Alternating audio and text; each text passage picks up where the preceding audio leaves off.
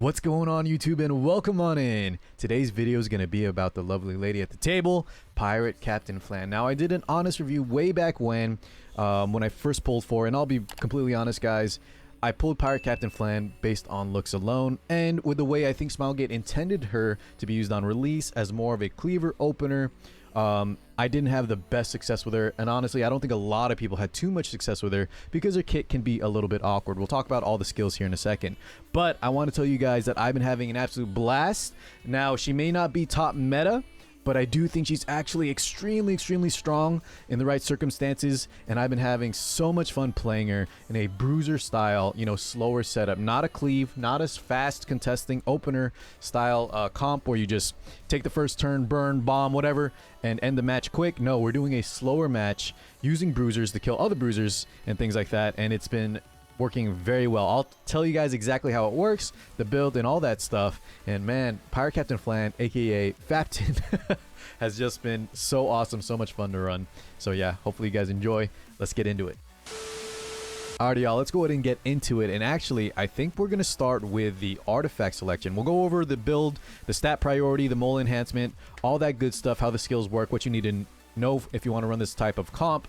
But it's important we start with the artifact for one big reason, and that is that the entire game plan, the entire strategy revolves around this Star of the Deep Sea artifact. Samurai Seria's, you know, limited arty. So hopefully you guys picked one of these up. If not, she'll be rerun eventually. Just make sure you get one copy, and then if you want, you can bottle it later or try to pull multiples, because unfortunately it is a little bit of a whale artifact, guys, as if you don't have it plus 30, you're gonna have to deal with some RNG. But if you just want to have fun and try it out, even at plus 15, I believe it's 75% at plus 15. If you get to plus 18, it scales up.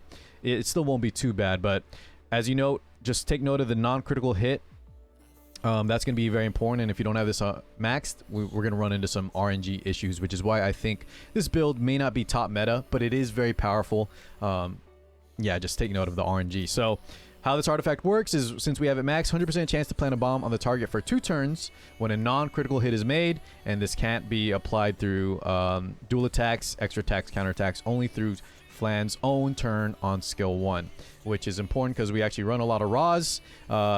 Just because I think he's the best knight at the moment, but she can't apply bombs through Roz's dual attack, for example. That'd be kind of busted. So just understand, guys, that the entire build revolves around the Star of the Deep Sea. Hopefully you saw some gameplay footage already of Flan just popping bombs left and right through the skill 1, not just the skill 3. And let's on that note, let's go to the skill selection and stats. So Flan, if you weren't aware, skill 3 gives her self-attack up. We inflict bombs and burns, and then big combat readiness swings. Combat readiness push, as well as combat readiness reduction, for the opponent. Skill 2, this has the weird Seaside Bologna damage share mechanic, which actually for our build works really nicely when our tank is banned out in RTA, for example, because then we lose our Aureus. And even then, it provides a little bit of extra damage share. The increased combat readiness is also actually very nice for the style of build we're going to be running. I'll talk about the comp here at the end, but if you were to run her as originally designed, I think, from Smilegate, this skill, the Hunt Raise Morale, it's very underwhelming in the grand scheme of things. It's nice for our build, as we can play a lot slower, and the 15% combat readiness, it adds up, especially with the cyclers we're going to be using. But overall, I do think that this probably needs a buff, or at least a rework or something, as it's very underwhelming overall. Skill 1, Execution, this is with the Moneymaker. I mean, the skill 3 is nice too, but a lot of times, as you may or may not know, one of Pirate Captain Flan's biggest weakness is her lack of strip, and we don't actually run a full AoE strip unit. You can if you want, like an Alencia I think could work really well, maybe an AOL, but we're going to be running a 2-man carry setup, meaning a lot of times Pirate Captain Flan is our solo damage dealer, so we have to have a lot of the extra support slots ready to make sure she's staying alive, getting cleansed, and being protected, all that. So skill 1, we can detonate the burn and bombs that are applied from the skill 3, but guys, if you take note, right, attacks the enemy with a gun at the end of turn, detonates burn and bomb effects inflicted on the target. So what this means is, with her skill 1 interaction with the Star of the Deep Sea, as long as we don't crit, we apply a bomb, and the skill 1 actually detonates it instantly. So even if the character doesn't have a bomb already, if the enemy unit doesn't have a bomb already from the full burst, skill 1 will actually just place a bomb and detonate it immediately. And this is very powerful, guys, with how bombs work, scaling off attack and, you know, ignoring a lot of defense. This is super, super powerful. If you happen to land some bombs from the full burst as well on top of that, boys, you are destroying even the bruiser, even the tankiest of bruisers, with multiple bombs exploding, oftentimes one-shotting, you know, technically, with the execution skill, you know, the mechanic with the Star of the Deep Sea. So that's what the entire build revolves around. Now let's get into the stats. So the stat line I have here, boys, it's not perfect. I kind of just slapped on some gear and haven't changed it since. But if I'll tell you what I would like to go for if I could perfect it, maybe roll a few new pieces or steal some gear. But overall, the stat line is we want a lot of attack here, as I mentioned, the bomb mechanic. We want to have as much attack possible. That way our bombs are doing damage. And I've been running her in a what do you call it? In a 2-man DPS setup. So that means in my entire draft, out of 5 units, I only draft 2 DPS, and a lot of times people will disrespect Pirate Captain Flan and leave her as the only damage dealer, often banning my other Giga Carry DPS, usually like Archdemon Mercedes. So we want to have attack, at least in my opinion, but I've heard from some of my friends that you can actually run her on a lot lower attack. Shout out to Meep. And that should work as well if you want to go mega bulky. But just be careful, guys. I like the high attack and I like exploding targets. And with this bulk, if you bring a lot of mitigation, cleansers, heals, it's just fine, especially with her damage share mechanic on the skill too. So stat line, a lot of attack, have enough bulk to survive. Speed I haven't found too important. If you guys want to run like an Alencia or a cleanse so you can get, you know, bonus from the full burst, you can do that as well. But in my opinion, it's not that important. A lot of times you can just start the match by skill 1ing in the beginning, bombing, stunning someone, doing some heavy damage, and then just going for a full burst after, once the immunity wears off, once you maybe get a strip with a Koek or another strip unit, whatever it might be. Now here's the part that I really need to fix up, guys, is the critical hit chance, the 24%. So I have 9 from my ring here, and as you can see, boys, I don't want to change this ring out. I can't remember what I changed here, but this is for a different unit.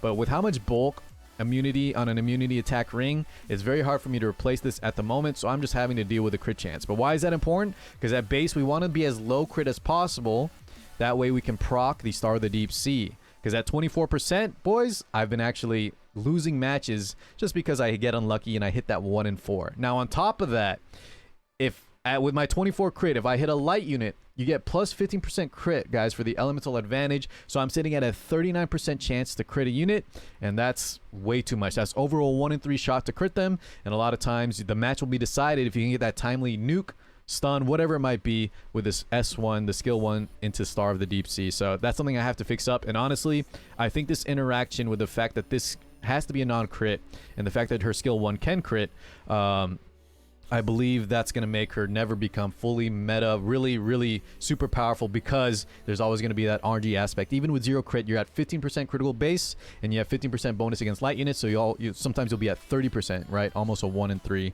to just, you know, not proc your bomb and stun. So until they fix that, hopefully maybe Smilegate will allow execution to never, you know, crit, as no build, guys, is going to build a crit damage unless you're just playing for fun, as bomb units really don't have the stats to spare for crit damage. It's just a waste of time when you have bombs and burns, right?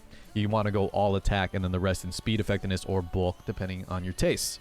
So anyways, that's about it, boys. That's the gist of how it works. We apply bombs through non-crits and skill 3. We detonate them through the execution, and yeah, she's just been an absolute blast to play. So last thing, boys, let's go over the comp and how things work. I think hopefully I can just pull up a World Arena match that I've played recently here. Let's go ahead and take a look real fast. We've been playing quite a bit this season just for fun.